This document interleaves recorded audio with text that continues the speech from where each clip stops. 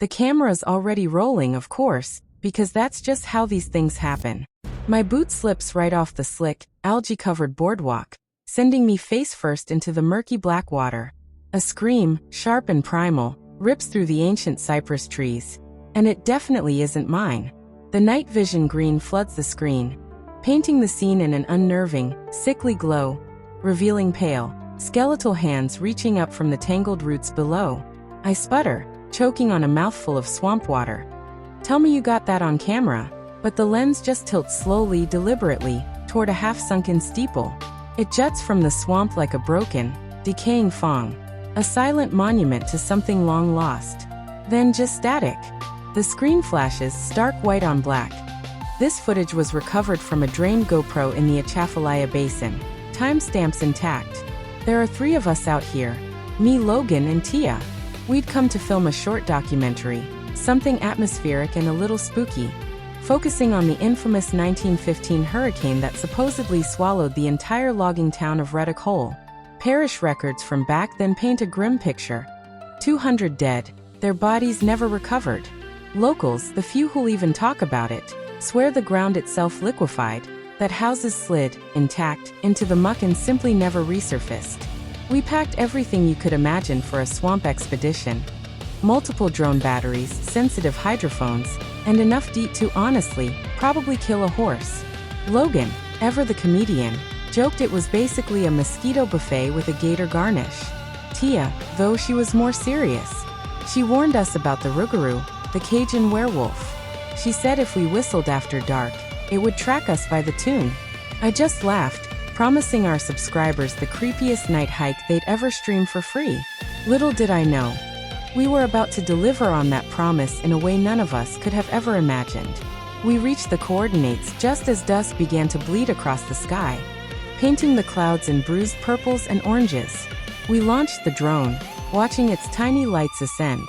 It hit 50 feet, then the feed glitched, stuttered, and then unnervingly, the trees below seemed to rearrange themselves.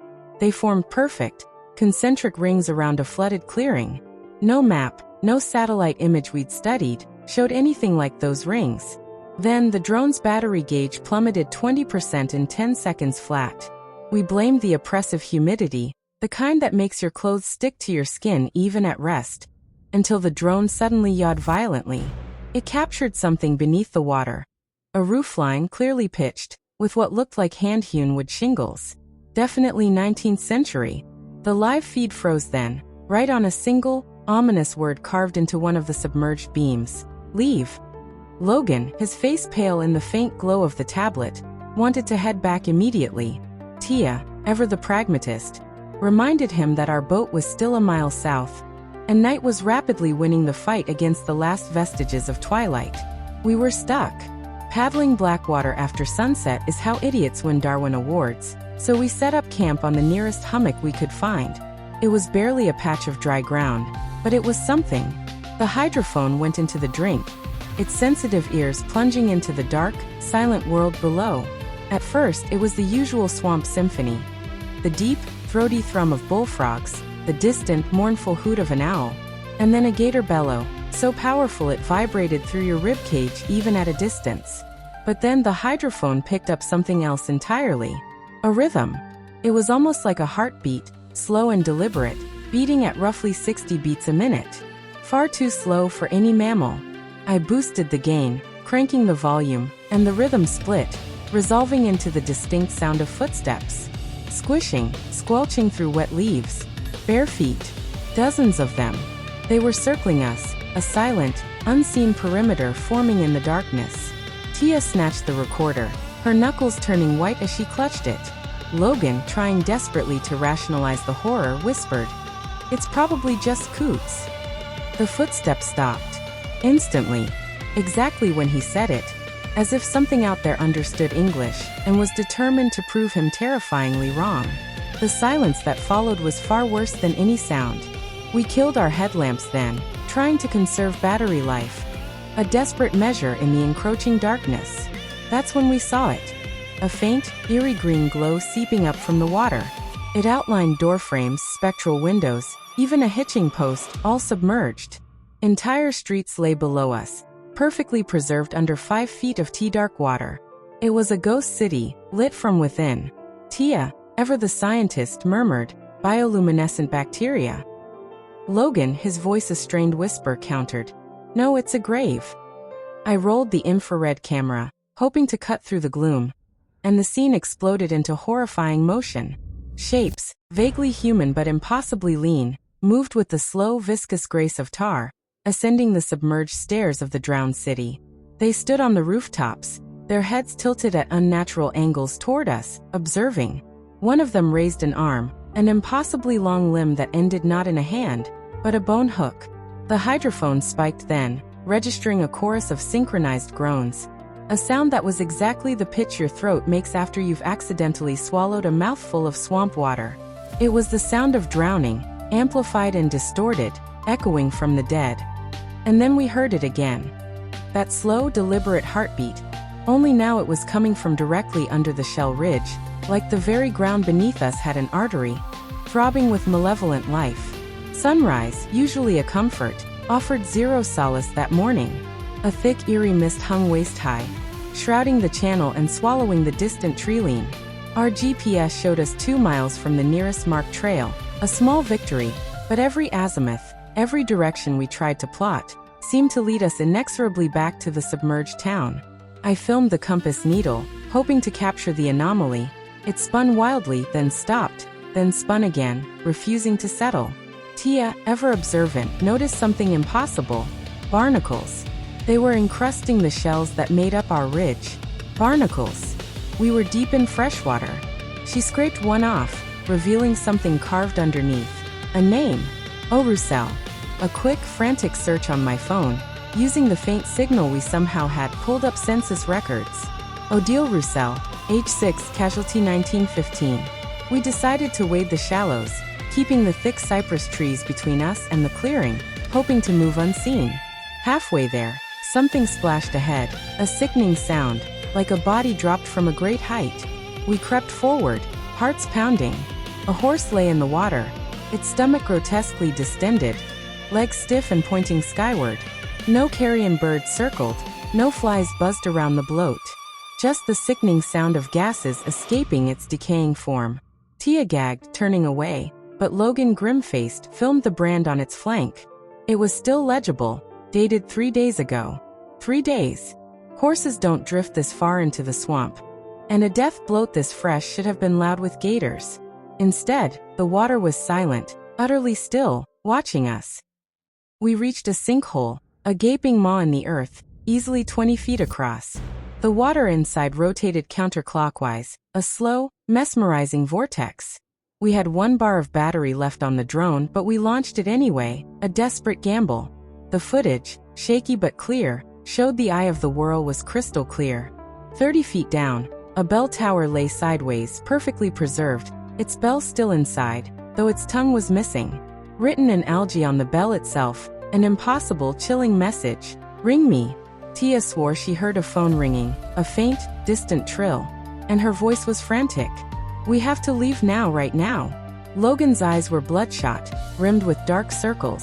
He hadn't slept in what felt like days. I hit record on the drone, hoping to capture whatever Tia was hearing, and the sinkhole burped. A single, massive bubble, the size of a beach ball, rose from the depths. When it burst, the air filled with a nauseating smell, like pennies left to bleach in stagnant water. My vision tunneled, my knees buckled, and I nearly collapsed. The last frame on the drone feed, before the battery finally died, was a nightmare made real. Hundreds of pale hands reaching up from the silt, their fingers linked, forming a living, writhing ladder toward the surface. We still had the canoe, a flimsy aluminum shell that felt like our last link to life. Problem was, the current now ran into the sinkhole, not away from it. Paddling upstream felt like trying to row through wet cement. Every stroke an agonizing battle against the insidious pull. Logan, his face etched with exhaustion and fear, started counting strokes, whispering, 83 left, 82, a desperate, meaningless mantra. Over his shoulder, I saw the horse carcass, that bloated horror, slide into the vortex, spin once, and then disappear, sucked down into the abyss. Tia screamed then, a raw, guttural sound of pure terror. And from the water, a child's voice answered, singing. It was the lullaby Tia used to check on her own kids before deployment. A melody she hadn't sung in years. She lunged for the gunnel, a desperate, almost suicidal urge to dive into the water. But I pinned her arms, holding her back with all my strength. My camera, still recording, captured the reflection in her sunglasses. 6-year-old Odile, standing on the water, arms open, her head cocked in an innocent, yet utterly terrifying gesture. Tia's tears, hot and desperate, dripped straight through the reflection, as if Odile were made of nothing but light and shadow. I whispered, my voice hoarse, "We're 30 yards from solid ground, just hold on." The singing stopped. Mid-phrase. The current died, abruptly, eerily. We paddled like machines, not speaking, not even breathing, until the thick, sucking mud finally gave way to the rough marsh grass beneath the keel. We beached the canoe at a dilapidated hunting stand, scrambling up the rickety ladder and barricading ourselves inside with loose plywood. I set the camera on the rail, its battery blinking a desperate 3%. Below us, the water began to bulge, a slow, sickening heave, as if something massive was exhaling beneath the surface. First, the roof of a church broke the water. Then entire cypress trunks, ancient and gnarled, followed, rising majestically. Then the bell tower, the same one we'd seen in the sinkhole, uprighting itself, water draining off its ancient stones as if obeying gravity in reverse. The city was rising. Faces appeared at the windows, empty sockets reflecting the cold, gray sunrise. One by one, they stepped into the marsh, slow, deliberate, their movements unhurried. They weren't heading toward us, though. They were moving toward the wider bayou, toward the channel that fed the intracoastal waterway. Hundreds, maybe thousands. And then, with a horrifying clarity, I finally understood. We weren't lured here as food. We were the scouts. We were allowed to leave to provide a path, so the city could follow. Logan lifted Tia.